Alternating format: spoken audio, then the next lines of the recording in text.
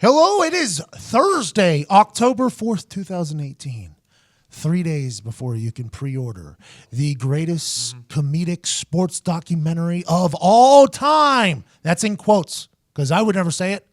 Other people are saying that. A lot of people. People are saying that. And also, the greatest raffle of all time, The Growth from PatMcAfeeShow.com, 3:33 October 7th, $5 October 10th. Get the documentary, get a ticket into the raffle, get an email from us saying hello and thank you. It's going to be the greatest week of all time, and this show is a good one. It's loaded. We got Willie McGinest talking about his football life coming out on NFL Network this Friday. We got a whole entire story about me going to L.A. We got the fake punt story against the New England Patriots. Some are dubbing the worst play in NFL history. I dive deep into that. And we got the inside scoop of the inside scoop, Adam Schefter. Today's going to be a good one. And as always, we're coming to you live from the company we're trying to bankrupt every single Thursday, every single weekend, every single Monday, every single day, mybookie.ag. Remember, who you're gambling on is just as important as where you're gambling at. MyBookie.ag is the greatest gambling website on earth. You can gamble on anything. That's reality TV. Check. Yep.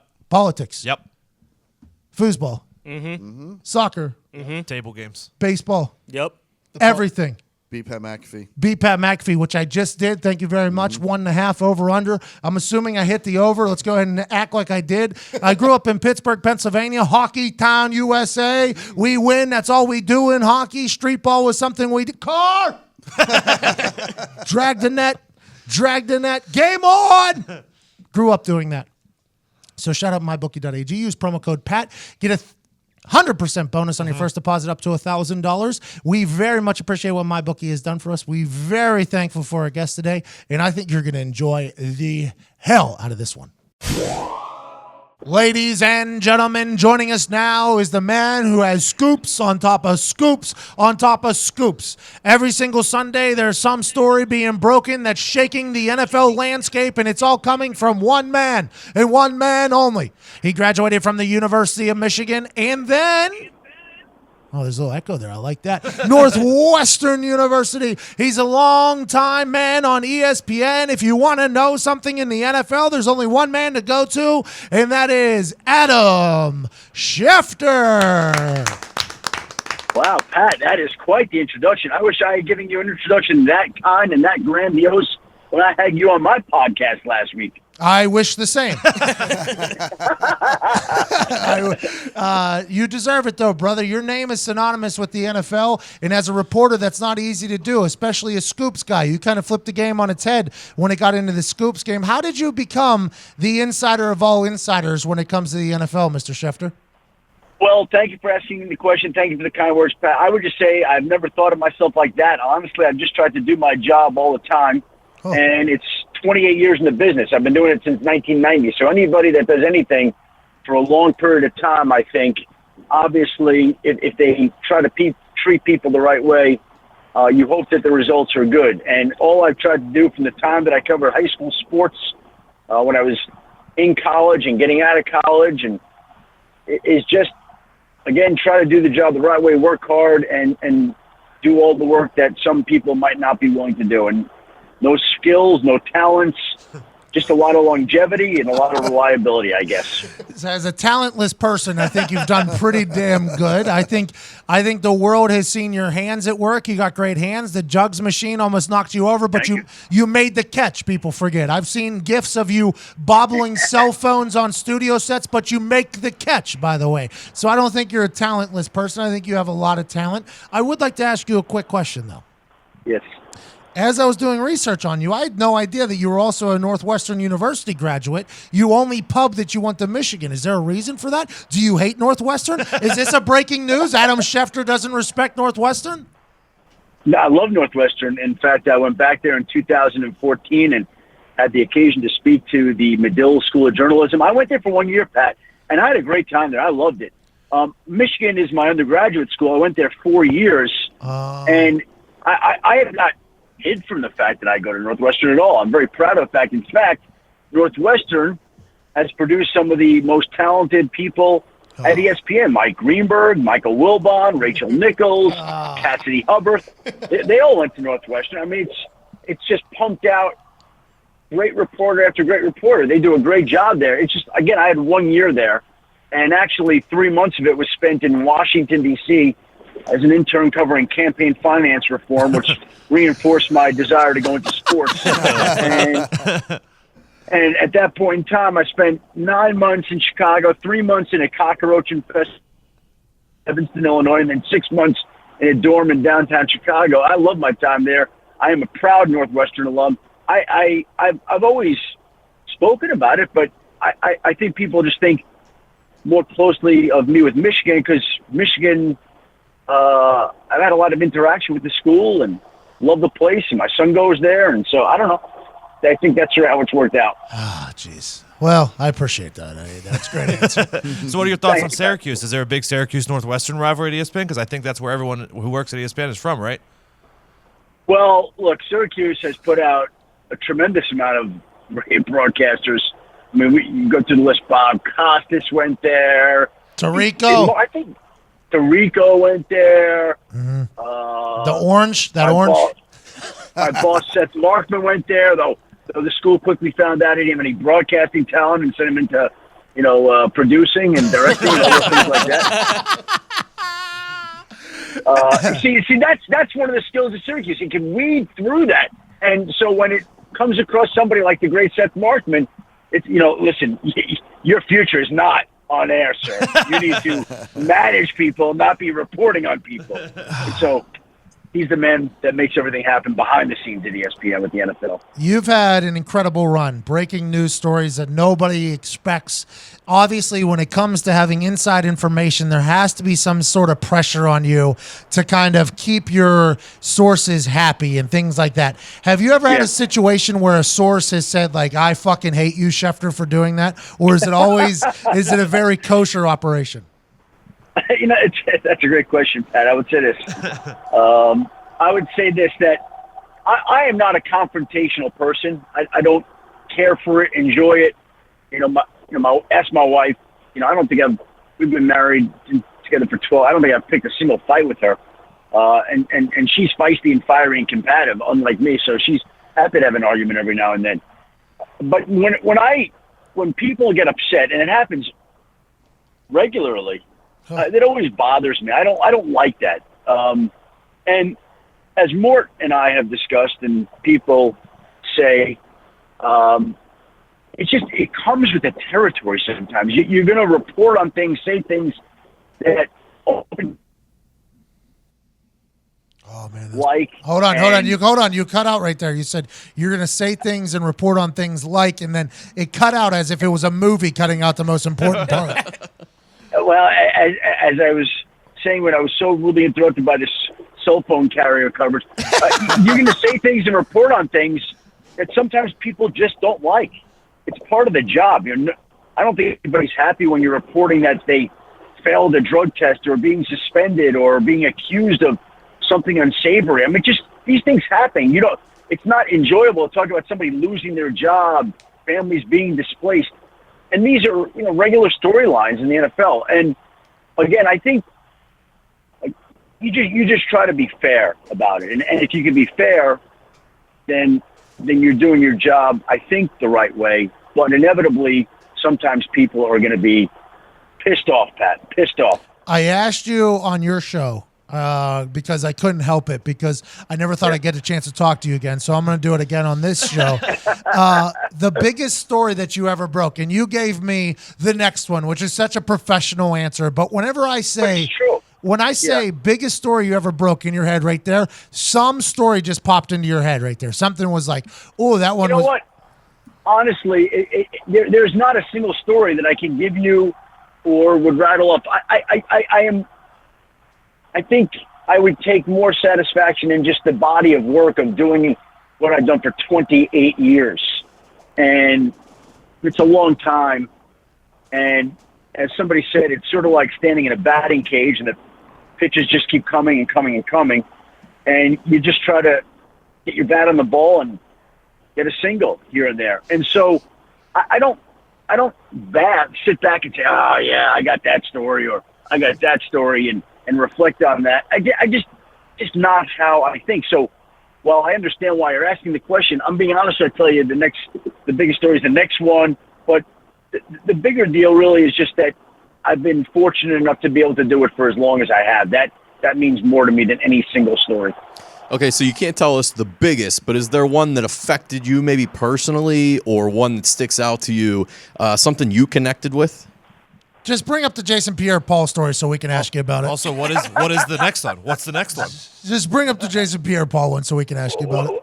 What do you want to know about it? Like, what was the backlash on that? Because that took over the world. That changed the game, I think, for Inside Scoops. Because people were like, well, now some hospital worker is leaking information. And then there was like, well, we got a BOFA. What is it called? Not BOFA. HIPAA. We got a HIPAA lawsuit. It took over the world. That story legitimately took over all aspects of the world, not just in football world. Took over everything. Is that not one that you think back, you're like, oh, that one was a wild one that you did not expect to go the way it went? Well, that again, that story. What's interesting when you think back on that one, that would not be one of my more favorite ones to talk about because of the controversy surrounding it and the ferocity and strength of opinions on both sides of the coin. Like, I remember getting texts that night from people around the league, and they're like, "Oh my God, I can't believe that you got that information," and other people were furious. I mean, there were players sounding off about it. Now, again, the backdrop to that, and what I think got lost in all this because it was controversial, was the fact that Jason Pierre-Paul at the time was the Giants' franchise player. They had put the franchise tag on him. He had not signed the tag. They didn't know when he was going to come in. They didn't know what the story was. And he has this fireworks accident down in Florida, which is very unfortunate for him. So he gets taken to the hospital with a hand injury. Everybody knows he got some sort of hand injury, but nobody knows exactly what the situation is. And the Giants didn't know what it was. The Giants sent down their trainer, Ronnie Barnes, and other people within the organization to try to go meet with him to figure out what the extent of the injuries were. And they were turned away at the hospital. Oh. So they were trying to get the answers as to what was going on, and all of a sudden, the situation unfolds, and I get this chart, just a chart that was saying that his finger was amputated. And again, I've talked about this before, and it's been misinterpreted. When I look back on it, I wish I had the chance to discuss it with my editors more than I did, to factor in what everybody had to say rather than just acting as a lone wolf guy. That was my regret, that I didn't have more discussions about it. But at the time, I didn't view it in that way. And so, we reported that he had his finger amputated. I used a chart that said it. Again, my sense was that, this wasn't like a guy that was taken to the hospital with some sort of mysterious illness. And I violate his privacy, but there are people who still feel I violate his privacy. We could debate that back and forth, but the information came out. He had his finger amputated, and fortunately, he's been able to bounce back and have a very good NFL career since then. Just for How about that? Did I answer your question there, Pat? Great answer there, Schefter. And the reason why I wanted to talk about it is because I thought you were unfairly crushed on that. I mean, your job is to get inside information. That was the inside information of all inside information. You did your job literally to the highest ability that nobody else could do. And I thought nobody was looking at that. I thought it was, so I'm excited we brought it up. I assumed that there was something that you wouldn't want to talk about. In my head, though, I was like, yeah, that's his fucking job, is to get that type of stuff. Well, we talked about it, and I told you basically the background, and it was quite an experience, the whole thing. I mean, everything about it from the day. It's funny because there are certain things that just brand themselves in your mind, and you cannot forget all the details. And I remember it was in July, and I'm in the backyard, and someone texted me this chart. I'm like, what is this? And I called around and spoke to various people to confirm there was a chart, that I was okay to use it, and ran it, and the fallout was what the fallout was, which was, again, very polarizing on both sides. What's the rush like whenever you get a story like that? Like whenever so for instance, whenever I was punting, if I pin somebody deep, like at the one, I did my job, there's like a natural high. And whenever I do, when I do comedy, if I can get the entire place to be completely silent while talking and then completely upside down whenever I want them to do, there's like a natural high. It's like, oh, this is what we're doing. For you, whenever you get a home run sent to you, what is that feeling like for you? Is it just like you're trying to chase that feeling every single time? You're not chasing that feeling, but you know that feeling well. And the feeling is one of excitement and adrenaline and anxiety because, there's nothing worse than having something and then all of a sudden it's showing up elsewhere, like, oh, man, somebody else has got it. And so, there have been stories I've gotten where you're working to confirm them or validate them, or a team wants to talk to a player first. Can you just wait 10 minutes till we get the player? Just little things like even this week. I mean, it's just a simple thing, right? This week had the story of one guy within the last couple of weeks. He's going to get released, and hey, texted the team, gave him a heads up. I'm going to report this, and one of the GMs was like, hey, can you just wait till I talk to the guy? I'm trying to reach the guy, and we haven't been able to tell him yet, and don't want him to read about it. I'm like, I don't want to wait long here. I'll give you a few minutes, no problem. And they tracked down the guy and told him, and once they did, they're like, okay, we told the guy. I'm like, okay. And so that's what it's like sometimes. You have some of that. But in terms of any time we get a story, I don't think if it's a big deal, there's always the heart pounding sensation that you get. When the information comes in, you're like, oh my God, this is gonna happen. Oh my God, wow, wow. So a lot of guys find out that they're cut from you. Like that is something that is very normal. It's interesting to hear though that the GMs are like, hey, is there any way you can have us talk to him first? You're like, well, because it's not just you, it's the insiders all over the place that are like, because they get the information. I don't know who you guys' sources. I said this on your show. I have no idea who your sources are, but when I was on the team, I was learning things about the team that I was on from you, from a practice that I was standing at. So it was it was a very wild situation. It's very impressive.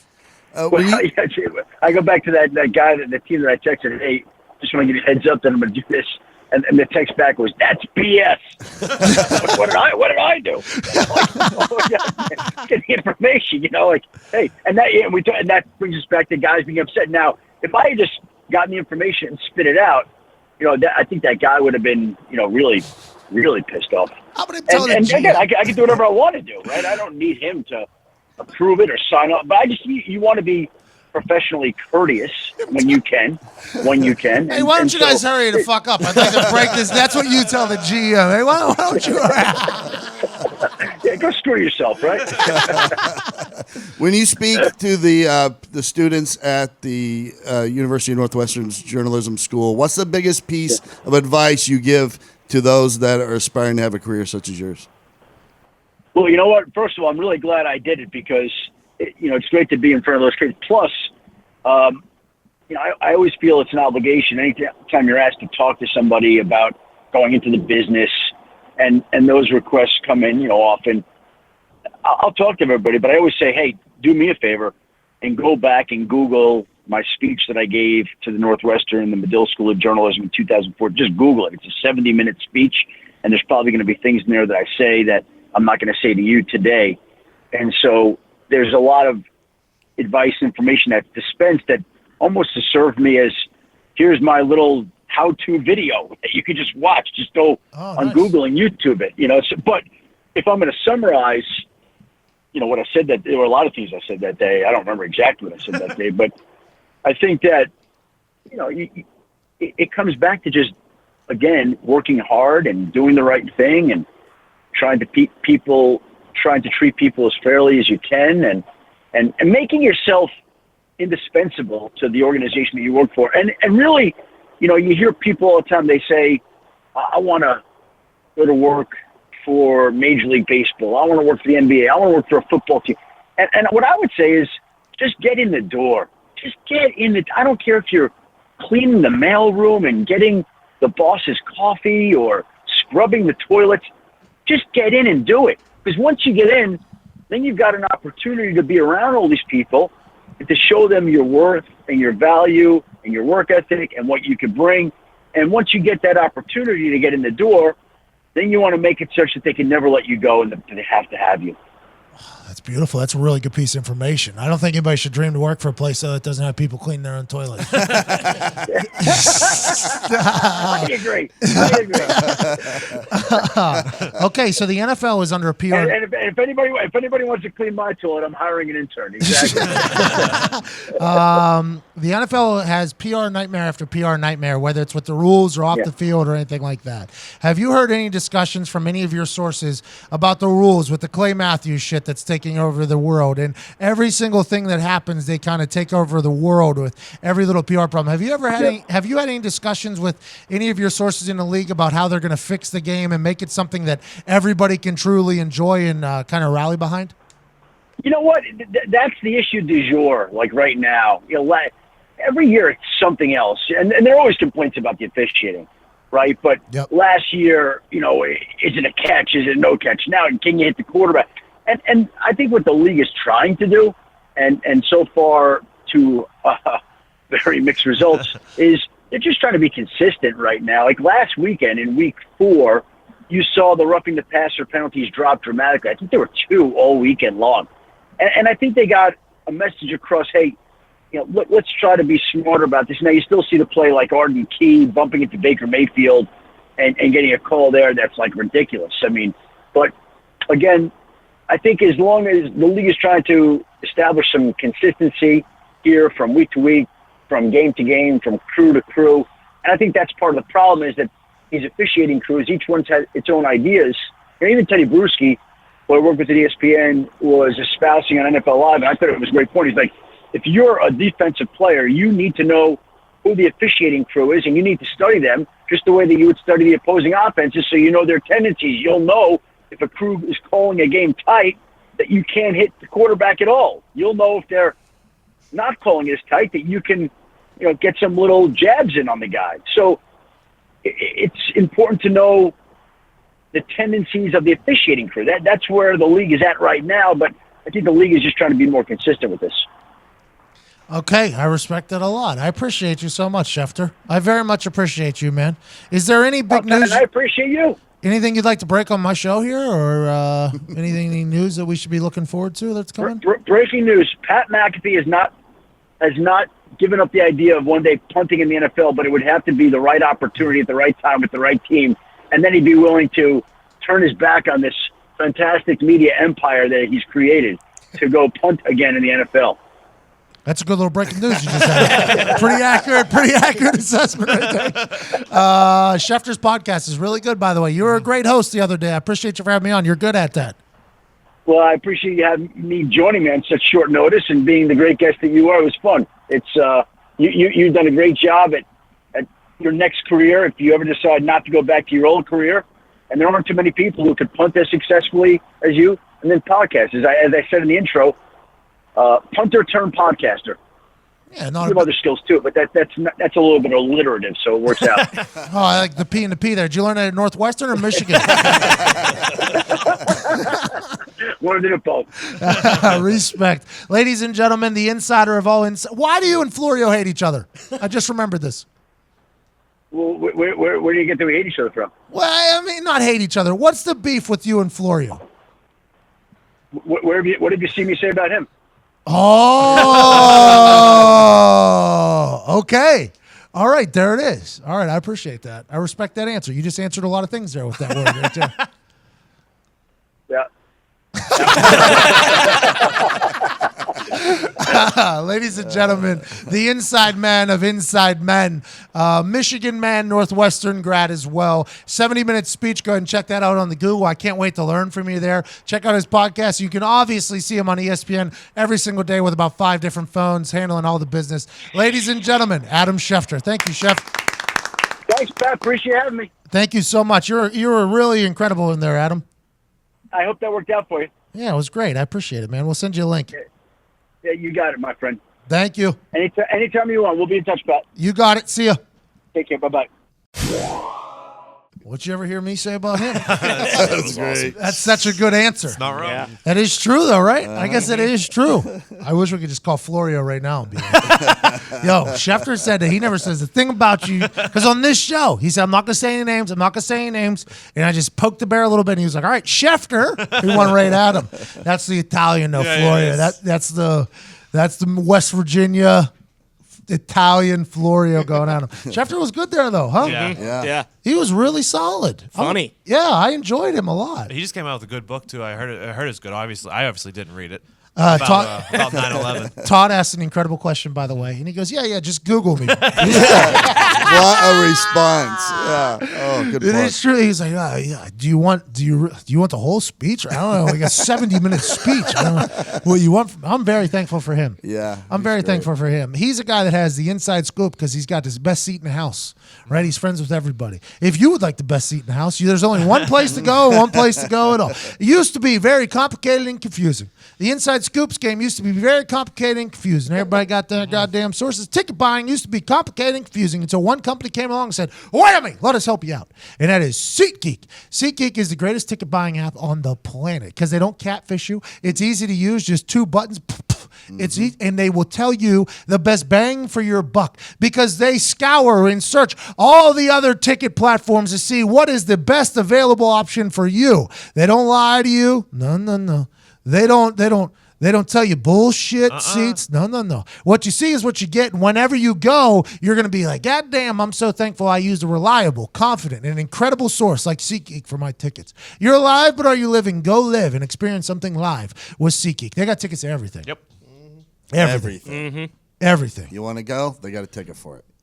If you want to go to the Patriots-Colts game tonight in Gillette, they got a ticket for it. There was a Patriots-Colts game a couple years ago that has a situation that people have said is the worst football play in the history. And although I was 15 yards behind the play and in a corner, you can't even see me on the shot, my name is at the bottom of it, Pat McAfee. So every time this play is mentioned, I get about 7,000 tweets asking, what's going on here, cuz? Well, here I am to explain it to you. We all knew going into the Patriots game that every first down is a big deal. Every first down against the New England Patriots is a big deal. We lost by 50 to them before. They hung up 100 points on us before. The New England Patriots and the Colts have been a rivalry for a long time, but here in the most near future, it has not really been a rivalry. It's been much more of a windshield and a bug type situation. So going into the week, I assume that Chuck Pagano had a meeting to his coaches that was like, hey, we are emptying all of the bullets this weekend. Everything that we got, we're going to use. We kicked an onside kick against them in the same game. I kicked it to the left, which we hadn't done all year. We actually recovered it. We got fucked over by the refs. That's neither here nor there. I would have had 5 onside kick recoveries in 1 year, which I think would have been an NFL record, but instead the refs screwed us over. That's neither here nor there. But Tom McMahon goes in. He says, I have this little play that I think we can get too many men on the field, possibly. I think we can maybe, if worse comes to worse, we take a delay a game, we lose 5 yards. If we're in a pooch punt area, I think we can run this play. And Chuck Pagano's like, good, I want to hear it. Tell me all about it. What are the ins, what are the outs? You know, he drops your little thing, what are the ins, what are the outs? Tom McMahon probably got it on a dry erase board and was like, here's the deal. You sub out the offense, you bring on the punt team. It's when it's 4th and 5 or less, or whenever we're in the pooch area, we can gain some yards. Sounds good. What happens is the offense will run off the field, and then we'll send the punt team out. Then it'll look as if, oh, wait, no. We're going to do what the New England Patriots do to other teams. We're going to run the punt team off, bring the offense back in, have them have to have their defense get off the bench, get back on the field. This is a New England Patriots play forever and ever. Amen. So we'll have the punt team appear as if they are sprinting off of the field so that the Patriots maybe have to either call a timeout or they will sub their punt return team out, bring their defense back in. And if nothing happens at all, if they just cover everybody up, cool, we take a delay game, back it up 5 yards. Sounds like a plan. Easy. Easy. This is a good idea. There's no risk in this. There is zero risk in this. Zero risk in this. I forget who the left gunner was. The way the play was set up is the left gunner, while everybody is sprinting off of the field, the left gunner, who's the far gunner, will just stop at the ball. He will become the center. The PP who fakes sprinting off the field with the rest of the team will turn around, go back. He's quarterback. If they are mid-sub, if a defense is jogging onto the field while the punt team's jogging off, they'll have too many players on it. You snap the ball, you take a knee, it's too many men, first down. Okay, so we steal a first down, basically. If they don't sub, the ball is not to be snapped. It was either Clayton Geathers or Winston Guy who was working as that left gunner all week. All week. We rep this thing, I think, 7 to 10 times that week. Like, yep, this is going to work. Everybody has to sprint as if they're sprinting off the field in a panic, and then you just stop by the sideline. You didn't sub, so the ref won't stop it for the subs because the offensive team didn't actually sub. So everything will happen. Hopefully, we'll be able to out-Belichick. Mm-hmm. That was the thought. Or we take the delay again. Mm-hmm. Get to game day. The left gunner who was in all week practicing as a center, in the playbook it says, in the actual playbook, the rules, it says, if the center gets under center, we are snapping it. If he doesn't get under center, it means they didn't sub. We are not snapping it, okay? Griff Whalen, Stanford guy, backup holder. He's the guy that we put in every situation. The left gunner, either Winston Guy or Clayton Geathers, gets hurt or gets sick. He's not in. So we just go, cool, we'll put Griff Whalen in that spot. He's a smart guy. He'll be able to figure it out. Griff Whalen reads the playbook where it says, if the guy gets under center, we're snapping the ball. Okay, so as we're going onto the field, Colt Anderson, who's the PP, Chuck Pagano says to him, hey, if they don't do it, maybe a hard count. See if we can get him to jump off sides. Doesn't tell Griff Whalen. He only tells Colt Anderson that. Tom McMahon has no idea that this conversation happens. No clue that this happens. So this all happens. We get on the field. We're calling it. Everybody's like, I can't believe we're fucking actually running this. So they call it. We sprint over to the side. We stop. Griff Whalen is now the center. Nothing happens. Colt Anderson stands there for a second, and then Colt Anderson gets under center. Griff Whalen, reading the playbook, is like, well, fuck, here we go, because his head's down. He's not even looking up. He goes, hot, hot, hot, hot, like 3 huts trying to draw him off sides, snaps it, gets tackled. That's why whenever they cut to my face, I'm like, what in the fuck? Bro, what just happened? Because for me, by the way, just for future reference, I was on a Pro Bowl-like run that year. That's an inside the 20 punt that is getting taken out of the stats. That is giving them the ball, which is what I'm on the field. Field position is what I'm there for. You're giving the fucking Patriots the ball at the 45, basically. It looks like a nightmare. It was a whole situation. So I come over to Tom McMahon, and I'm like, what the motherfucker are you guys doing, right? I'm yelling at Tom McMahon, little Tom McMahon, who's now Denver Broncos special teams coach. I don't know what the fuck we're doing either, Pat. I'm like, why? So I go to Griff Whalen. I'm like, what the fuck you snapped the ball for? He got under center. If he got under center, he snapped the ball. I'm like, who told you that? He's like, the playbook. I was like, I've never read that. I have no idea if that's the case. So then after the game, still, until the game ends, nobody has a clue what happened, right? Stadium included. Yeah. Nobody has a clue. The internet's already upside down by this point. We go in to the locker room. Colt tells Tom McMahon, he was like, I was trying to draw him off sides. And Tom McMahon, like, who the fuck told you to do that? He was like, Chuck said that maybe try to draw him off sides. So now there is a 5 different layer of, there's a lot happening here, which a simple communication error, by the way, just a very, very simple communication error causes the worst play in NFL history, possibly. And my name's at the fucking bottom of it anytime it goes out there. It was mind-blowing. Other side of the ball, did they just not sub at all? No, they just moved all their players over, and then they had 3 guys over the ball. Yeah, they didn't even think about subbing. And I think it's because we didn't sell the run off the field hard enough, I think some of our guys. But also, we didn't line up right. So all the weeks of practice, the guys lined up off the ball. They're supposed to be on the ball. So when they ran over, they just lined up off the ball. So even if it works, we have a penalty for having too many people off the ball. It is what we like to call a nightmare of a situation. But all week we thought, yep, the worst thing that could happen here is we take a delay of game. Best thing is we steal a first down and we out Belichick. Good Belichick. plan. Great plan. I mean, we say it all the time when things like this backfire. If it works, genius. Yeah. If it doesn't, yikes. Live on the internet forever. But that's all it is just one little communication. And there's no way Chuck was trying to fuck over the play, right? Just by saying, like, hey, try to draw him off sides. We're going to take a delay game anyways, try to draw him off sides. Because it's not a bad idea. It's not a bad idea. It's a great idea. But and if he doesn't know. There's no way Griff Whalen was trying to fuck over anybody. It's literally just a communication error times infinite embarrassment. That's exactly what it was. We obviously going to lose that game. Could have won it. Bing, bang, boom. Keep it moving. It was wild. Wow. I was never more mind blown in my entire life. What the fuck are we? I go to Tom McMahon. What the fuck are you doing, man? If you're gonna run a fake, at least have me be involved in it. Let's, you know what I mean? Like, we're at least gonna run a fake. At least let's have an athlete be a part of this. That would be tough. You only get so many moments to run those fakes, and then they run one, and it's like you're on the field. And you're just watching, like, helpless. And Tom McMahon, too, whenever I go over and I start motherfucking him afterwards, he was like, I don't know what happened either. I'm like, how do you not know what happened? And then it all came out afterwards. And this was during the Chuck Pagano or Grigson time, too. Like, who's going to get fired, who's not going to get fired. So Griff Whalen is just getting crucified, like absolutely murdered. Colt Anderson are getting murdered and murdered and murdered. And I went on Bob and Tom, the local show, and I was like, hey, this is just a communication error. Somebody told one thing, somebody else another thing. This is not Griff Whalen's fault. Griff Whalen is a nerd. That's what he is. He reads it. That's what it is. There's no. It was neither of their fault. It's literally no. But it's in the end, it is just one gigantic communication faux pas that'll live on forever and ever. Amen. And my name's right at the fuck at the bottom of it. I was so confused. I was so confused. They actually showed my face. It's always. Like whenever we did the fake in Jerry World and I threw it and Dewey dropped it or whatever, Dewey McDonald was one of our best players that year, so I couldn't be that pissed off at him. I mean, I was for sure because we ran it 82 times in practice and he caught it every single fucking time. So it's not like I could be, but the camera people are so good at just like zooming in on people. So they're like, oh, Pat's probably pretty pissed off. There's a director like, zoom in on McAfee. And my face isn't always the best. People say they wear their heart on their sleeve. I wear my heart on my face. You can very much know exactly what I'm thinking on my face, and it's pretty wild seeing. It was Bortnoy said he was at that game.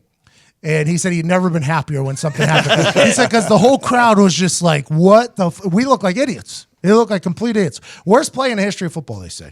Worst play in the history of football. Now, basically everybody that was part of that play is gone.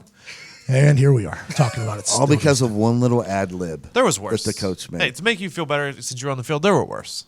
Somebody didn't take a knee and the Eagles returned the touchdown for a win. Dan Orlovsky ran out of the end zone. He's on TV now. Giving other people advice. Not me, though. Not me. No. Unbelievable. The next guy we're about to talk to, by the way, says that I should be on TV more. He did. Mm-hmm. And I think he is a guy that should be listened to. So maybe I should be hired. Yeah. And if you're looking to hire somebody, there's only one place to hire somebody, and that's at ZipRecruiter. Welcome back, ZipRecruiter, by the way. ZipRecruiter is the greatest hiring site on earth because ZipRecruiter doesn't depend on candidates finding you. It finds them for you. Its powerful matching technology scans thousands and thousands of resumes, identifies people with the right skills, education, and experience for your job, and actively invites them to apply to you. So you get qualified candidates first before anybody else. That's why ZipRecruiter is rated #1 by employers in the United States. This rating comes from hiring sites on Trustpilot with over 1,000 and thousands reviews.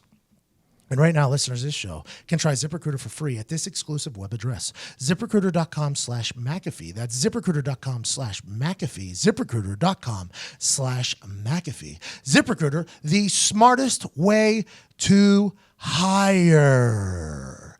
There are job sites that send you tons of wrong resumes to sort through. That's not smart. No. There are job sites that make you wait for the right candidates to apply to your job. For your job, that's not smart. Smart. You know what's not smart? Using your relatives to fill in at work while you look for your staff. You don't need to do that. Dummies. You don't need to do that. You need to find the right candidate today. And ZipRecruiter finds those right candidates for you. They got eyes on, they're looking out for you. Yeah. You got eyes on your 6, and it's ZipRecruiter being like, this guy's good, this girl's good, you need this is great, here they come, bing, bang, boom, scanning. You know what's not smart? Making the lottery the centerpiece of your retirement plan. Oh, yeah. I'll tell you what, ZipRecruiter told me to say that. I'm not sure that's accurate. You know what's not smart? What's that? Letting your friends pick your karaoke song. True. True. Terrible. True. What is smart is if you're looking to hire, you go to ZipRecruiter.com/McAfee, ZipRecruiter.com/McAfee, ZipRecruiter.com/McAfee. Big respects to ZipRecruiter. I love what they do, man. My dad used them to hire for somebody. It was very nice. We'll use them the next time we need a production editor, graphic designer, anything like that, because ZipRecruiter is the best place to go. They are the best. ZipRecruiter.com/McAfee. Ladies and gentlemen, joining us now is a monster of a man. He's a 2-time Pro Bowler, 3-time Super Bowl champion. He's on the New England Patriots all 1990s team. He's on the New England Patriots all 2000s team. That's 2 decades worth of teams he's on. Remember that. He has a football life on the NFL Network coming out that you will need to check out. A man who went into New England and became a leader not only of the team, but of an entire region. Ladies and gentlemen, one of the most respected men I've ever heard spoken about in NFL history, the monster, Willie McGinest. What's up, Pat, man? That was a hell of an intro, man. I appreciate it, brother. No problem. I try to get people hyped up just so they understand and recognize how big of a monster you are, man. Everybody that talks about you just talks about the presence, the command of respect that you have, not only because of the towering man that you are, but because of how professional you are. Vinatieri speaks nothing but great things about you. The Football Life previews, Tom Brady speaking nothing but great. How is your time in New England? How was that kind of a life-shaping moment for you? Did you go in there as a leader? Did you have to become a leader? What is the Willie McGinest life story? Well, I think when you first come in, you learn a lot from a lot of different people. You know, Chris Lay was one of the guys who took me under his wing. Andre Tippett was a great mentor. You know, and a couple other guys on the team. But just putting your head down, going to work, you know, exemplifying the work ethic and doing everything in your power to want to be great and to want to play at a certain level and having high expectations coming in for the 4th pick overall, you knew there was a lot of pressure. So you didn't want to let people down. You didn't want to be known as one of those guys who didn't fulfill, you know, his draft status. And, you know, personally, I just had a lot of pride, man, and I wanted to work and I wanted to play at a certain level and be recognized and want people to know who I was and have a presence on the football field. Well, I think you definitely did that. You accomplished. Job well done, my friend. I think everybody would say you did that. You're from Long Beach, California, obviously. The NFL locker room is a melting pot of human beings. You got guys like Tom Brady who have kind of a bad body from Michigan in there. You have Adam Vinatieri, a little, basically a country boy from South Dakota. You're from Long Beach. And the NFL locker room is a place that's a melting pot where everybody kind of comes together with very, very, very different backgrounds. How do you think the NFL locker room compares to what everyday life should be, if that makes sense? Well, it's a little different, you know. It is a melting pot, and you do have a lot of people from a lot of different backgrounds. And I think the one common goal in a football locker room or a lot of team locker rooms is to bring a lot of men or women together for one common goal, and that's to go out and win and play at a certain level. And the interesting thing about it, when you factor in where everybody's from, your draft status, your contracts, you know, what your role is, position is, whatever the case may be. You deal with a lot of egos. You know this. You've been in locker rooms. You deal with a lot of egos and personalities and things of that nature. And, you know, for a coach or coaching staff and organization to get men, like I said, or women to buy in and put individualism aside and everything is team first, that's tough. You know, that's truly tough and it's truly hard. But, you know, we were able to kind of find that recipe and put it all together, and it still exists in that locker room today. And it's special, man. You see it all over the league with different teams here and there. We saw it with Seattle when they had their run. We saw it a couple of years ago come together for Atlanta when they started the whole brotherhood thing and they all believed on one thing.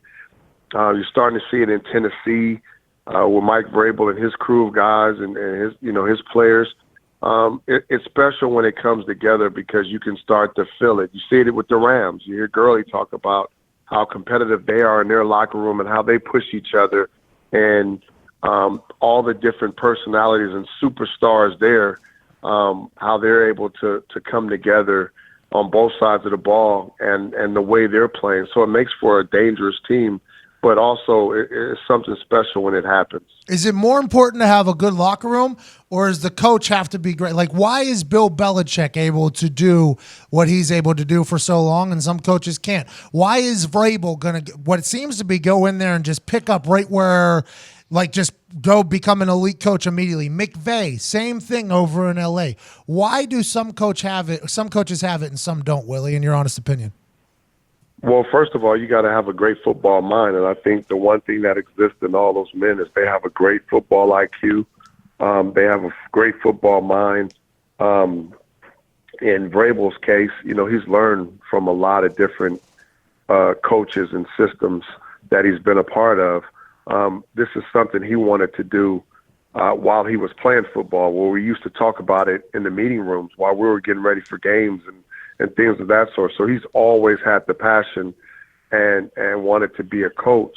Belichick, man, he eats, sleeps. I mean, he's just, his mind, his football mind, and he's also smart outside of football. But when you put everything together and what he's done and how he assembles teams and being 3 steps ahead of everybody and game planning, preparation, evaluating players, putting it all together and being able to coach every position on the football field and go on the other side of the ball opposite where everybody thought, he was great at, just defense, and offensively game plan and help the offensive side break down defenses.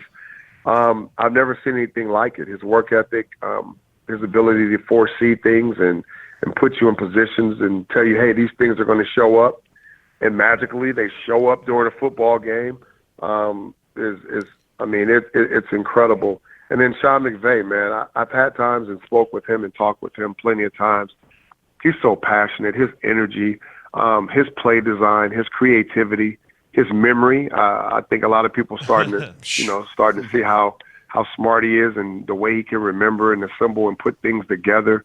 And when you have a talented group of men, it's a challenge sometimes to put guys and find roles for everybody and put them in position to succeed and understand their strengths and weaknesses. And these coaches all have the innate ability to do that.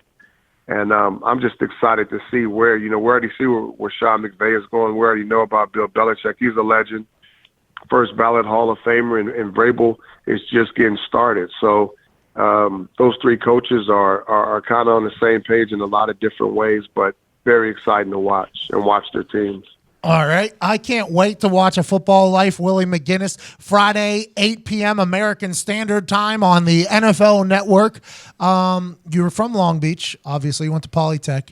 Then you went to USC. How hard was it to be a college stud in your hometown?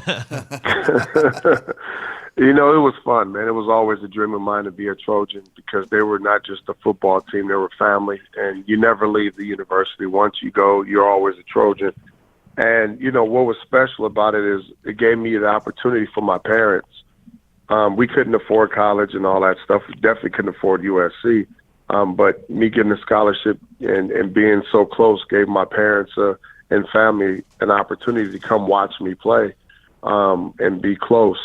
And for me to get a great education and also be, on the highest level when it comes to football. So it was special. I'm still a part of the university. I'm an ambassador of the football program, and like I said, they're family. And it was great for me to be a kid from Long Beach to be able to go up and play for one of the for a childhood dream of an institution like USC, and still be a part of that, man. So I'm lucky. I'm blessed, man. I say it every day.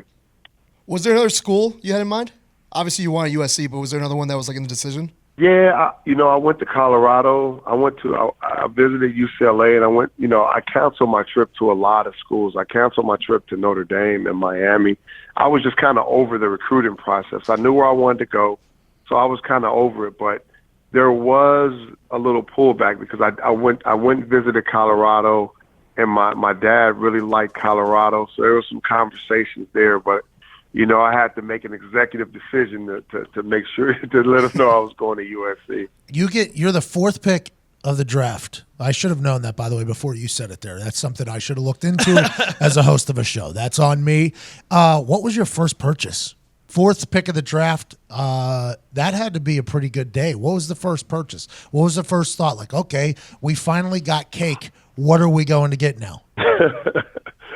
It actually wasn't for me, Pat. It was for my mom. It was a Toyota Camry. The first thing I bought was a Toyota Camry. Those were the hot cars back then. Fully loaded? And that's something she wanted. So I bought Mom's a Toyota Camry. Oh, that's beautiful. You get up to New England.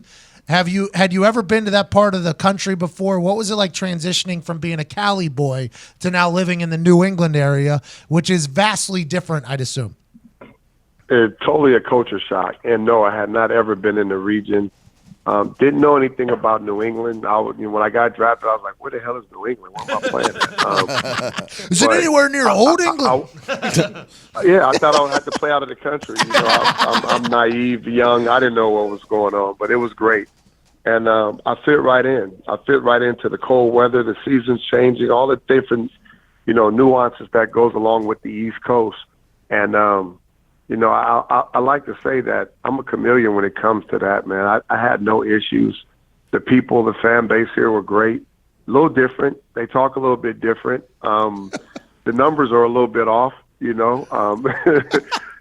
So like I said, the culture is totally different. It's a historic city that I lived in Boston and Marina Bay. So it was great. But guess what, man? It was a rich tradition of great sports teams that some I used to watch with the Celtics and Lakers, being from Long Beach and LA area, and the Red Sox and of course the Patriots. We started to build our thing up, and then also the hockey team, so there was a lot of tradition and rich history of sports in the New England area that I just was able to win championships and be a part of that and watch it and be a fan. So, Willie, you talk about all that greatness in New England, and you guys, all you did was win while you were in New England. What was it like going to Cleveland to end your career? What was that? What was that like, bro, going from New England to Cleveland? It was difficult, man. Only because I was used to winning so much and playing it, and Romeo Crennel was the head coach. That was a big reason why I went there. Mm-hmm. He was trying his damnedest to implement the culture and the history, the winning, and all the different things to Cleveland, and we just couldn't get enough guys to buy in, and that's powerful. If you do, you'll be successful and you'll win. If you don't, you won't win many games. We did go 10-6. I will say the fan base there, the fans, they're electric, man. They're wonderful. There's not, outside of New England and a couple other places, a more dedicated fan base that I've ever been a part of. They're very supportive. They're hungry for a winner. I did enjoy living there, man. I lived in Strongsville, and, I lived in the suburbs versus when I was in New England, I kind of lived towards the city. Mm-hmm. But I lived in the suburbs. The people were nice. They treated me like royalty, man. And it's a beautiful place to play football, especially if you're winning, man. This team, talking about this team coming up, and I know this is not what you asked me, but they've got a lot of pieces. And I believe in John Dorsey and Alonzo Highsmith and Hugh Jackson. They're going to get this thing together. And once they do, man, it's going to be a fun city and a fun team to watch. There was a part on Hard Knocks where you were doing a hit in Cleveland, and you basically showed Myles Garrett like 3 different moves real quick. Fast forward to the next game, Myles Garrett gets like 7 sacks using his. Who are some of the? Now, obviously, J.J. Watt's an animal, and J.J. Watt's little brother T.J. Watt is making plays. Myles Garrett. I'm taking the credit for all those sacks that Myles Garrett. You know that, right? Yeah, I'm taking all the credit for every single sack that he ever did. You should, and it's documented too. It's on HBO. It's documented. Who are some of the young guys that kind of excite you at the outside linebacker position? Well, of course, I like Von Miller. He's not young, but he's definitely consistent, and he's one of the greatest to ever do it. Definitely reminds me of Derek Thomas, a guy who was one of my mentors who I looked up to coming into the league. I do like Clowney. I think, now that he's in shape and he's healthy, he's a force to reckon with. You mentioned him. Myles Garrett is definitely one of those guys. Younger guys that are in the league now, I like Yannick Ngakoue. I think he's a beast. Wake. I like all the great pass rushers, man. And also, I like the guys that not only are pass rushers, that can play the run, that have strong hands, that can play the run. Derek Barnett, I like him. He's a young kid, defensive end that plays the position well. I like a lot of guys, man. I'm a big fan of all these guys. Khalil Mack, of course. Talking about a monster. You introduced me as a monster. He's a monster of the midway right now. That uniform, that whole Chicago Bear mantra, all that stuff fits him perfectly. He's been destroying teams, and I still don't understand why he's not in the Raider uniform, but I'm going to leave that alone. They're looking for a pass rusher, he's man. Definitely a monster. The Raiders are looking for a pass rusher. It's hard to find, says Gruden, man. It's hard to find, man.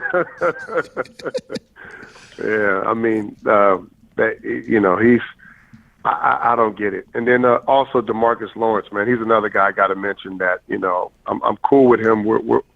We're friendly with each other, man. And every time I see him, we talk ball, and he's definitely one of the best too. I mean, I got a list of them, but hey man, I'm lucky. I get to work for the NFL Network. I get to talk about these guys on a daily basis. Yep. And offenses and quarterbacks and all the other things. I'm just not pigeonholed to defense. So for me, it's great, man. It's a fun ride. And we've had you on the show. We love for you to come on the show more often. You're great on TV. You're a great personality. Willie. You gotta come and hang out, man. Like you do a great job. And the time you came on, we had a great time. Willie, when I saw you, the first time I saw you in the NFL Network studio over there, I literally accidentally turned to my right, and you were walking down the hallway, and you blocked the entire fucking light from the hallway from how large you were walking away. And I literally looked. I said, what is that? And they were like, Willie McGinest. I was like, holy shit. You're what, 6'5"? I don't know. You look like you could still play right now if you had. It was one of the most insane. And they say all men are created equal. That's complete bullshit. that is. You're a monster, Willie. I appreciate you so much, man. I appreciate you so much. Hey, Willie, I have a question for you. You obviously have this competitive animal that's very hungry inside you that drove you to the success you achieved. How do you feed that animal now? Oh man, sometimes you got to put that animal to sleep. He gets overbearing, man. I sit and I watch these guys, and I kind of play vicariously through a lot of these guys now. And like I said, I get to stay close to the game and talk about it without hitting anybody or taking any hits, which is special. But I find myself doing other things in business, or working with the youth, or working with kids in high school. I'm really big on giving back.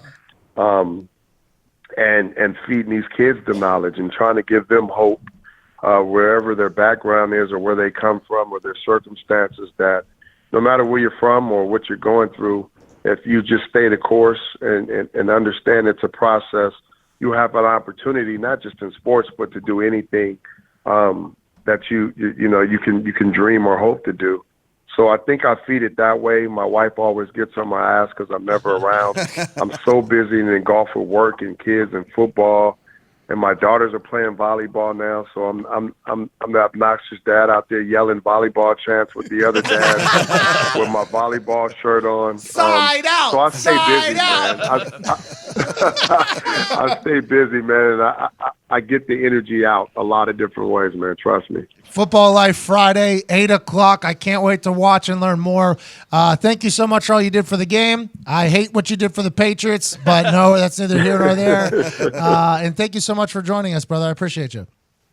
Hey, man, no problem. And, Pat, I just real quick, the Patriots are playing your Colts tonight, Thursday Night Football. Who are you taking? Do you have a favorite pick? I like the Colts with with 17. With your head or your heart? I like the Colts plus 17, Willie. I like the Colts plus. You think the Patriots team, Josh Gordon, Julian Edelman, you think that team's going to get right back on track and another ride? Are we going to have to watch you Patriots folks just ride to the top again? I think so. I think it'll take a few weeks, man. Josh Gordon, Edelman is definitely further along ahead than Josh Gordon. He's got a few weeks, and I think that was a long-term decision. Week 8, week 9, once he gets acclimated to the system, the playbook, Brady, the adjustments Brady makes in games, them making a push for the playoffs. They may be on the road. Who knows?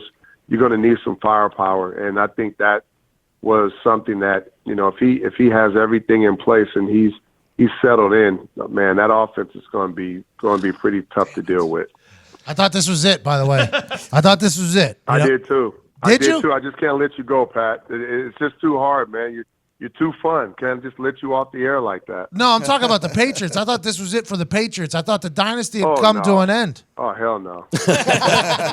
Belichick was at the Minnesota Timberwolves game. Every time you guys try to kick him out, man, they just come back stronger for whatever reason, man. I think they feed off of that. So people should stop saying the Patriots are done and start saying the Patriots are great, they're going to go all the way, and maybe they'll go opposite. But whenever they say they're done and they're terrible and this is the end of an era, what do? They put it together and they find a way to sneak back into the Super Bowl. Well, I speak for the majority here. If you could tell Tom Brady, we can't wait to watch him go undefeated for the rest of the year, and they're so damn.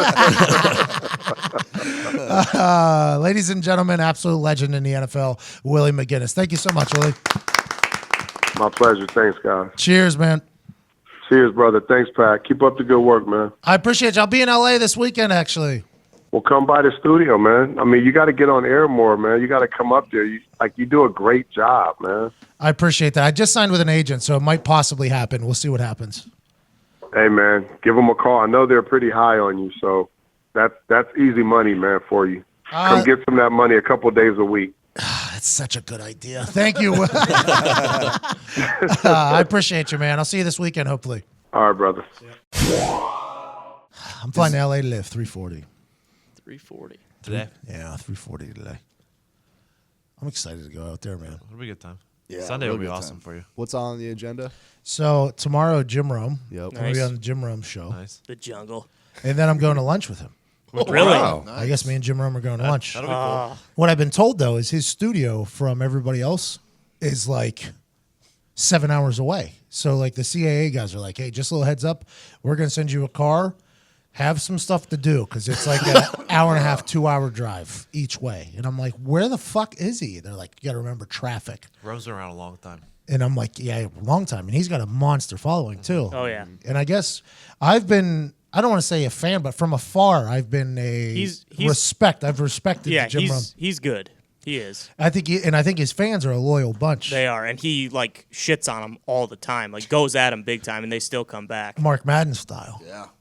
He's not quite that extreme, but like he still like really riles them up. I'm real excited to go meet him though. Like I'm real excited to go meet him. I'll be on the show and then we're getting lunch together afterwards because I don't know what the plan is, but I'm excited to kind of. I think he wants to offer me some advice like on the whole world, which is really really cool of him to do. You know? Does he play like a character? I've never seen him. Does he like play a character? No, he's himself. You've I have never no seen idea. Jim Rome? Probably. Yeah. What do you mean? Everybody and their mom has a I Jim can do Rome his- impression. I can do his voice for you if you want. What is Okay, it? I'll close my eyes. Go ahead.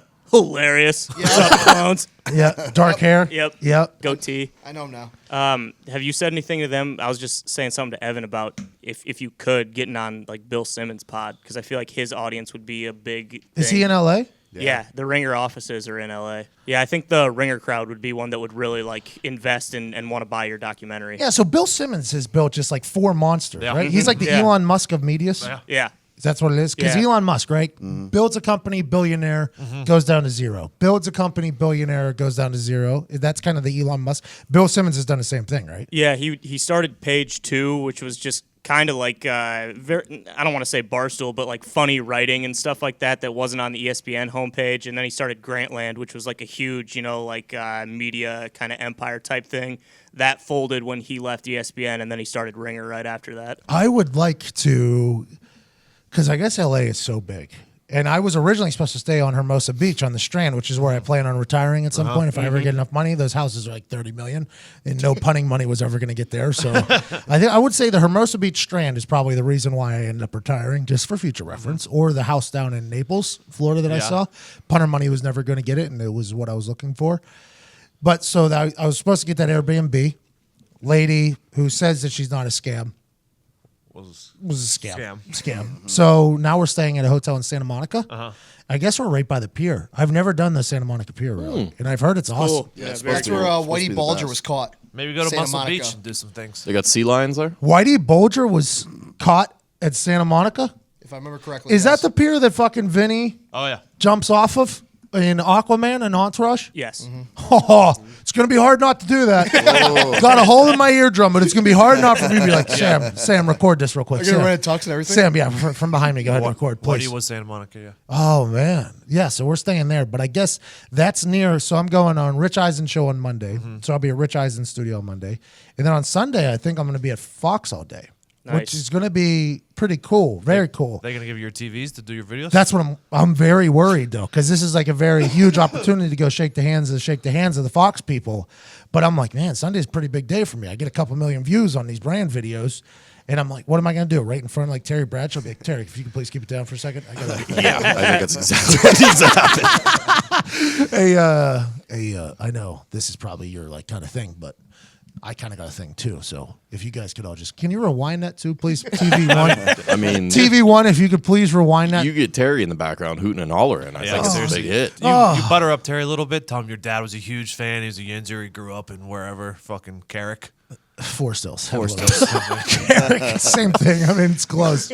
I am excited to get in there, though. That'll be a very, very cool thing. That's day one, by the way, of the pre-order for the documentary. It's going to be, I don't know what to do. Wait, what documentary? This is probably going to be the end of the show, so people have heard about it. Okay. I didn't know that. There was no pre-show meeting for me to know that. We don't have pre-show meeting. This will all probably get placed after Schefter, if I had to guess. So this whole conversation, starting with the Bull spoiler, will come after the Schefter interview. Or do we go Schefter first or Willie McGinest? Who do you think we do? Which one's longer? Probably put them both after. Schefter will be. I think Schefter will be longer. I like putting the longer one second. Yeah, both after hockey talk, probably. Let's do hockey talk right now. We'll do hockey talk right now. Hockey talk will be at the end of the show. Okay, cool. Good time. Hockey started. Hockey started. That's hockey talk. Yep.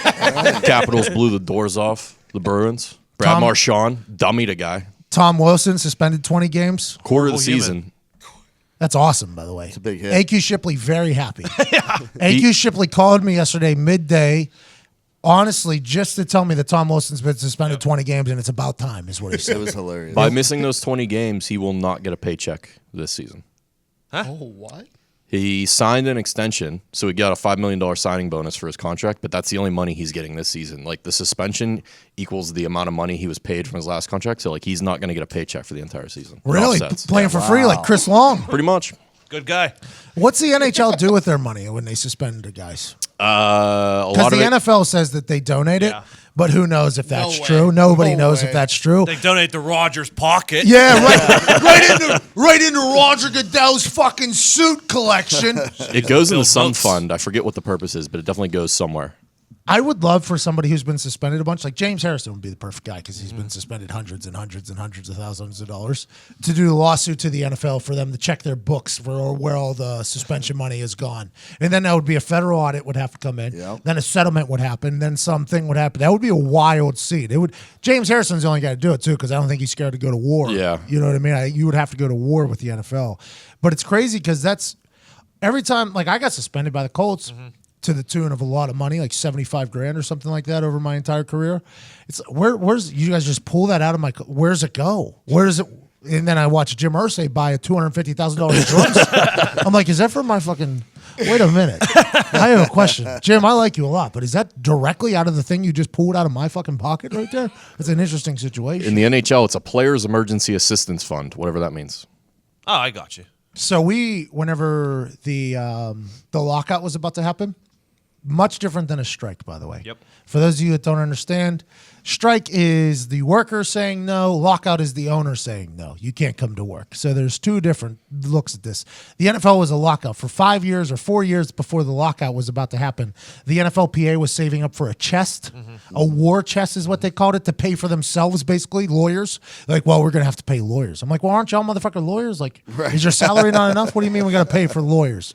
And they're like, well, it's going to be blah, blah, blah. So they were pulling money out of people's paychecks to go into the war chest, and it ended up being up over, it was like $100 million, I think, in this war chest. Jesus. Yes, it was something absurd. And I have no idea where that money went. I still have no idea where that money went. And I think I'm really the only person that's ever been like to the NFLPA, like, yo, where's all our money? Like, what are you guys doing with all our money? I don't know. They're like, well, you got to save it up for the next lockout, which is happening in 2020, possibly, when the next CBA's up. It's like, then when it's not, what happens with that money? Do you dump that back into is that coming back into my pocket if we don't use it? I don't fully comprehend This it. would be an interesting investigation if somebody opened it up. Just follow that money, at least from the fines. You know what I mean? I don't They'd know be about you hey, guys. yeah, Grigson had a Bentley and he named it Pat McAfee. I imagine Might wanna like look a into real that. treasure chest with $100 million. War chest sounds pretty cool. It is. It's a pretty war fucking chest cool. is what it's actually called, a war chest. It was a part of their presentation. It even popped up on the screen. And they're like, we're going to build up this war chest so that we can pay for whenever we go to battle with the NFL. I'm like, well, there's our first issue, is calling a business negotiation a battle. Let's just get it in. We're walking into something we shouldn't be walking into there. Let's maybe change the way we look at this. Hey, we're walking into a business negotiation instead of saying we're walking into battle with a war chest. It's like, oh, so we're never going to get a deal Well, done. now in fairness, you can't call it a war chest unless you call it a battle, which is pretty cool. So Pretty good point. But it would be interesting to watch where that money goes. It would be. we should get one here. A war chest? Yeah. All right, we'll take it out of everybody's salaries. Then we'll do it put it exactly in how the there. NFL does. Oh, NFLPA. good idea, Nick. Good idea. We'll take I'm a company guy. 15, 20% of everybody's salary. No big deal. Yeah, or you institute some rules and we get fined. I don't like either of those ideas. no. Listen, I like a good fine. At the least, if it's not a war chest, at the least it should be a slush fund. Can we have a war briefcase? I have a briefcase ready to go. Yeah, I think our funds Can we would just only start with- fit in a Yeah. briefcase. I don't think we Or maybe a fanny pack. I don't know. Yeah, I don't know if we'd have a chest. I don't know if We we're just able to start have. with like petty cash. Why you got to jump to fucking war fund immediately? So Chuck Pagano had a interesting. If you were late, you were fined a certain amount of money once. If you were late twice, three Smart, times, yeah. he had a certain thing, and that all went into like a fund of some sort, and it went into Christmas tips Yeah, around yeah. the building, which is a pretty cool That's thing. a really cool idea. But when the teams find you, I wonder what happens. Yeah. Chuck asked me to coach in the NFLPA Bowl. Really? I guess he's coaching. It's out in Los Angeles. Oh, that'd be fun. Yeah, he asked if I would coach special teams. blast. I think it would be very cool. That's college kids. Yeah, none of them make it to the NFL. The NFLPA Bowl is another waste of fucking money that the NFLPA does. Now, granted, maybe these kids will, with my guidance, we'll get them into Yeah, the you NFL. never Maybe know. we never know.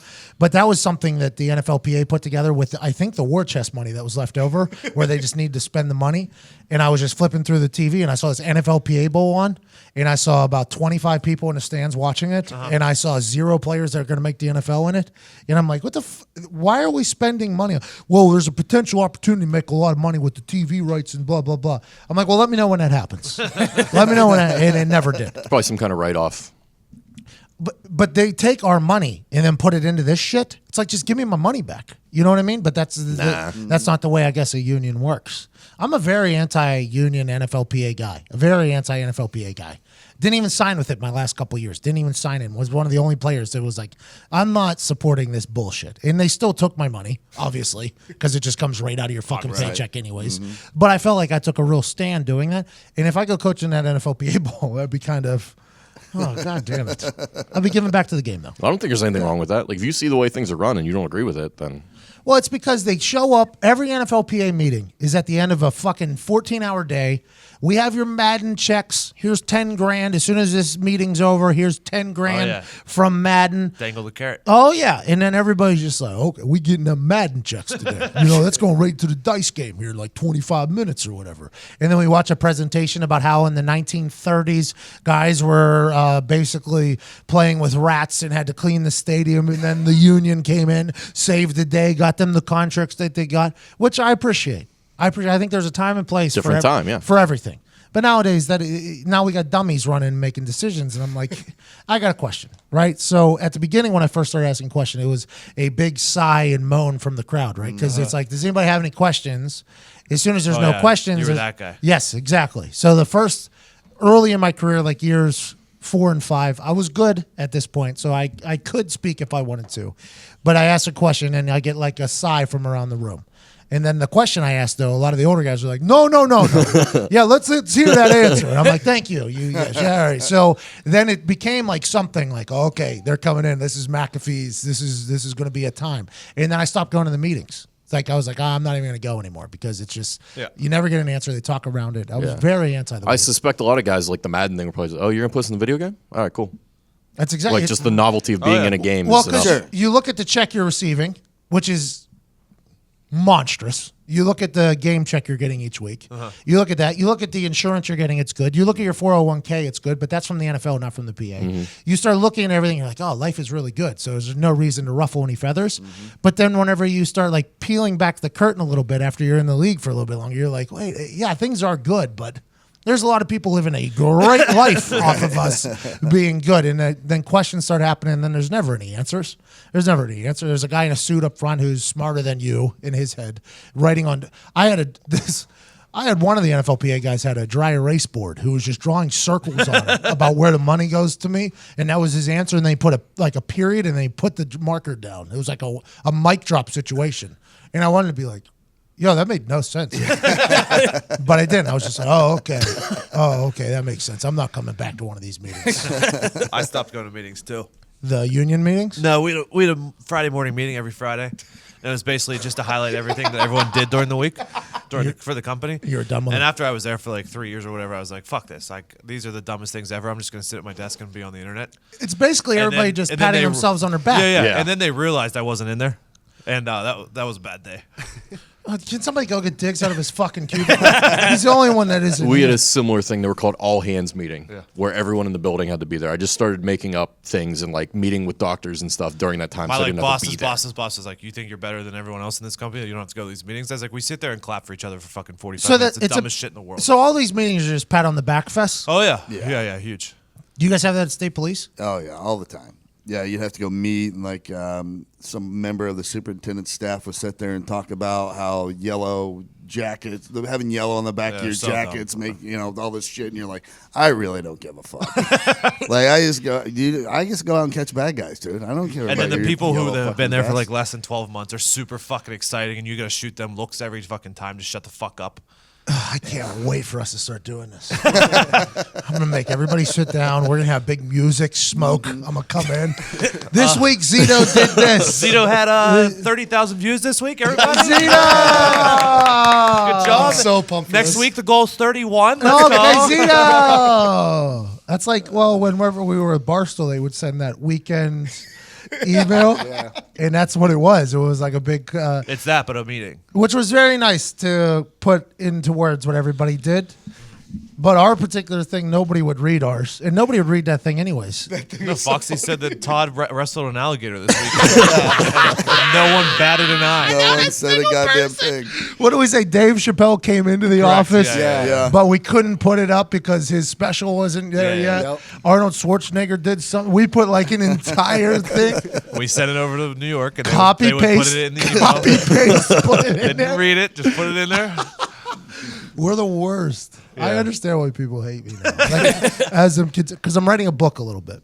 Oh. I'm writing a book, yeah. With your hands, or? In my phone, Oh, in okay. the notes section. And it's not like the word for word, but it's just like stories that I think have shaped me into the human that I Bullet am. points? And every single time I write a new thing down, I'm like, what a fucking prick. Like, what an asshole. And it's always for the good of the people. Everything, I feel like the people But it's always the people that would be like, if I was my boss in a lot of situations, or my college coach, or even whenever I was playing Beadling Cup soccer coach, or even my high school teachers, I would hate me too. But I feel like I was on the right side of things a lot of the time. And I assume there's a lot of kids that were a lot like me. I just so happened to hit a higher percentage of being right than those kids. So it's a tough thing. But as I'm writing these situations down, I'm like, oh, I'd probably fucking punch me in the face. If I was that boss, I would do that. Because I feel like my thing is I can sniff bullshit pretty quick. Yeah. I feel like that's something I have and I think it's from my mom's. My mom and I both have pretty big sniffers, and I think we can sniff the bullshit with the quickness. And also, my mom reads worldsourcenews.com, so she's the eternal pessimist basically at all times. I've been taught that my entire life. I'm a big fan of Sal. Sal's, you and Sal are right in the same vein. We get along. Sal reads. I'll say I'm going to L.A. by the way. I'm going to L.A. And my mom sends me a text this morning about some mass killing that's going to happen in L.A. within the next 2 months that she's been reading. That's worse than me. Like a virus or something that's going to. The smog over there is causing a virus that could potentially kill people in the next year or so. Yeah, it was on some website that she accidentally clicked on, and it's the only worry you have is if you feel any rumble, start spreading inland, because at any day California can be in the ocean. Well, I'm gonna be in Santa Monica too. That's all the way out there. Yeah. That's the furthest out there, I think. Maybe I'll be all the way on the pier when that happens. So I'm the furthest west guy. That'll be a good little first to go. I'm the first one to go off. I was the first one to break free from America. I am the Christopher Columbus of this new world. When we broke off, I was the furthest west. That would be hilarious. Absolutely hysterical. But yeah, I'm writing a little book thing. That'd be fun if you release it just like an ebook, but it's like all notes. Like the notes section, you have to flip through it. Yeah. The thing I want to do, be like a Twitter account. We have to buy this. The thing I want to do is I want the first book I read to be my book, and it's what's that called? The audio book of my book to be. Yeah. Oh, I was gonna say, let's be honest. Would you actually read your book? But if you're doing the audio, I would have to. I'd be forced to. So that would be the thing, and I think I would lead off with. By the way, what you're listening to is the first time in my life I've ever read a book. So let's do this. I was born on. It'd be funny if you corrected yourself in the voiceover as well. Like, that didn't happen. Hey, who wrote this? I don't remember that happening. I ain't right. Oh, fuck. Life is stupid, though. So Fox all day, Sunday. It's pretty cool. Then Rich Eisen on Monday. Then Red Eye Monday night into here, 7 a.m. Tuesday morning. We'll record podcast Tuesday morning, and then the New Day is coming into the office from WWE because WWE's in town. So that's my schedule here the next couple of days. Nice little weekend. I guess. I'm going into a CAA building, by the way, on Friday. I bet you're excited. Saturday you can enjoy the sights. Yeah, Saturday is an off day. Shabbat, by the way. My agent is practicing Shabbat. I don't know if you know what that is. He's an Orthodox Jewish man. Yeah, I watch Entourage. So on Saturday he can't have roll. his phone. Summer Shabbos. Yes. Yeah. Yeah. So Ari had his phone though. You can't roll on Sunday. Yeah, but I don't think Ari was. Mrs. Ari wasn't happy. Yeah, remember they had to go to all types of meetings because of it, and that was my guy hasn't decided to say fuck his religion yet. I think that'll happen at some point, I assume. But he's like, yeah, Shabbat, bro, Shabbat. Anyways, hopefully all this will work out. Trying to host a game show at some point. Trying to be on the TV, talk about the football at some point. It's gonna happen. I think so. Yeah. This book thing's going to be pretty cool. And this documentary coming out on Sunday. Pre-order it for $333. And on the release October 10th for $5, which every single purchase gets you a raffle ticket. You will then receive an email to potentially purchase more raffle tickets if you would like to get more tickets into the greatest raffle of all time. The GROAT. Job Shadow, Nick Moraldo, potentially. That thing has gotten more heat than anything else, by the way, Nick. Got a lot of love too. Yeah. That's what I'm saying. He went good heat. Good heat. Oh, yeah. It's going to be interesting. I think it'll be fun. I think people are underestimating what we can do. I heard Pat's going to give us a company card for the day. Maybe let us take the Bentley in. Wow. These are all options on the table. These are all lies. If that's the case, you better bring a lot of money. And whenever you bring the money in, I am going to put it right into my Ridge wallet. The Ridge is a minimalist front pocket wallet that helps you reevaluate your everyday carry. Launched by a father-son team and funded on Kickstarter in 2013, the Ridge now resides in the pockets of over 250,000 men and women. The RFID blocking wallet RFID. It's important. Nice. Wow. Can't You know what steal that my means. info. Yeah, you know what that means, right? What is it again, Todd? RFID? It's Really fucking identified identity blocking Radio frequency. radio frequency, intelligence indemnification. in a wallet. Good for Blocking your wallet to wallet. have it so people can't steal your identity when they're just walking by you. Is made by two metal plates, either titanium, carbon fiber, or aluminum, bound together by a durable elastic band. The Ridge is the greatest. We all have them. They sent them to us. By the way, I will say this: we did not buy them, but they sent them to us, Yes. and I would buy another one Yes. just for future reference. When this carbon fiber front pocket wallet that I have from Ridge is, because carbon fiber never breaks either. So this is probably light, very light. That's a tough business decision, by the way, because I'm never going to have to buy another one. So that's tough for them. So I will have this wallet for the rest of my life. Correct. You should too. And the only way to do that is to get 10% off right now with free worldwide shipping by going to ridgewallet.com/Pat. That's RIDGE, Ridge, wallet, WALLET.com/PAT, and use code PAT and get 10% off the greatest wallet you'll ever have. Good wallet. I love it. I absolutely love it. They had a deal with us whenever we were back with Barstool, and they sent me a wallet to try, and our sales guy took They it. stole it. Yeah. He did steal my wallet. Do you want to get him on the phone real quick? Well, he said he'd give us some quotes about how great it is. I never really understood. I can what- ask him right now. Well, I asked, is he here? Hey, D-Rock, can we get some quotes about the wallet? I'll tell you what, Pat, that Ridge wallet is really something special. I know they sent it to you, but I really needed one. So, yeah, it's great. There's Willie McGinest. Shout out Ridge Wallet. Big thanks for them. Welcome back, by the way, Ridge Wallet. Great to have you. Great to have a Ridge Wallet, too. Everything that D-Rock said was 100% accurate. This wallet is awesome. Whenever I know somebody's wrong, I very much enjoy the question situation because it's only a matter of time. When everybody knows somebody's wrong, it's easy and it's fun. It's a lot of fun to find it, kind of put somebody in a blender. It's a blast. It's like Dr. Phil. That's what Dr. Phil does. Phil, Bull. Oh, I missed it again. I'm 2 episodes behind. Someone from Bull He was in jury, dude. singing an anthem last night. He was in jury. He was in a jury. What? Yeah. He was in a jury last night. It was brilliant. I was like, oh, good idea. Yeah. How does that happen? It was a good idea. It was a really good Great idea. idea. Did he sway the jury? Actually, I'll watch it. Because if you're in a jury, now Sam said this because she was once in a jury. Could he have not just said because he was in for jury duty? I don't want to give away. This probably won't even be on the podcast anyways. He was called for jury duty at the same time he was supposed to represent a lady who was up for murder in the courtroom below him. So he was trying to get out of jury duty so that he could get into the thing. Yeah. And he basically told the judge, and it was the jury that he was a part of was about a guy who was practicing law whose law degree or bar was expired or something like that. And he won a case against the prosecutor, and the prosecutor is now filing a charge against practicing law without a bar or whatever, blah, blah, blah. And he was in the jury for that case. And that's what he does, basically. Yeah. So he practices law without a bar, Yeah. basically. That's why he always has to sit like second chair. Yes, because he's not an actual lawyer. He's a trial scientist, right? So he should have immediately been. That's what I thought. Because couldn't he have just told the judge, like, I am biased. Conflict of I am interest. definitely going to vote for this guy. Yeah. But couldn't he have done that? Yeah, for sure. Yeah, he didn't do that. No, because he But wanted he- to stay on the jury. There's a No, hole. but he needed to get off the jury. There's Like a hole the in the story, writing. the story was exactly. It was bad writing. I thought in my head, I was like, this is bad writing. Yeah. because he could just say, I am going to vote this guy innocent, no Because I matter did the what. same thing. Yeah, and in the middle of court, by the way, he asked the witness a question from jury.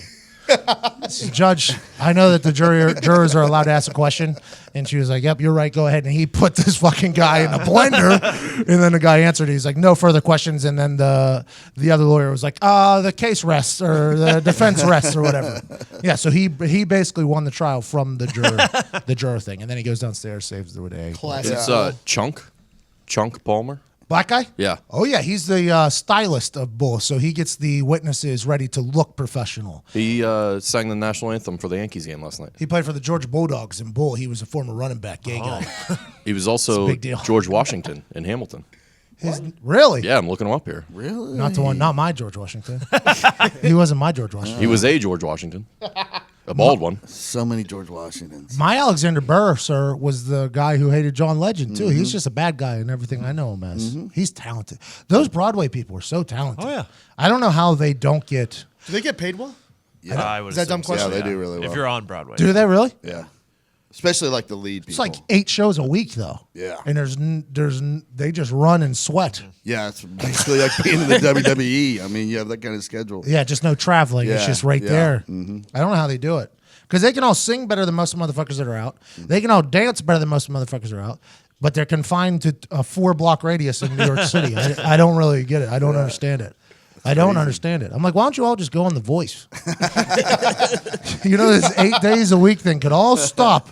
You just go on The Voice right over there. Yeah. Hashtag Endgang, hashtag Endgame. Go ahead and think about what I look like while looking at that Godzilla of a character, Willie McGinest, walking down the NFL Network hallway the first time I saw him. It was like, I think it was like 5 a.m. maybe. It was one of their morning shows. It was like 5 a.m. over there. And I just kind of walked in, bright-eyed, bushy-tailed, my first time ever in a TV studio. I open a door, and the hallway is just one long hallway like you see in movies. And he's just at the other end just blocking the light from the other side. I'm like, who is that? Oh, that's Willie McGinest. I'm like, oh, my fucking God. I had no idea that. I didn't know that it could be built like that. I've been in the NFL a long time. I didn't know there was humans built like that. Because he's like an hourglass, too. So it's not like... He literally looks like a superhero, like that Incredibles guy. You know, that Incredible. Yeah. that goes like that. Because he has a jacket on when he's on TV, I think. He was without a jacket, and he was tucked in. So he looks exactly like it. It was like, what the fuck have I done wrong? Hashtag what I acted like there. Hashtag Endgang. Hashtag Endgame for that. Also, get in on the hashtag PMPBP.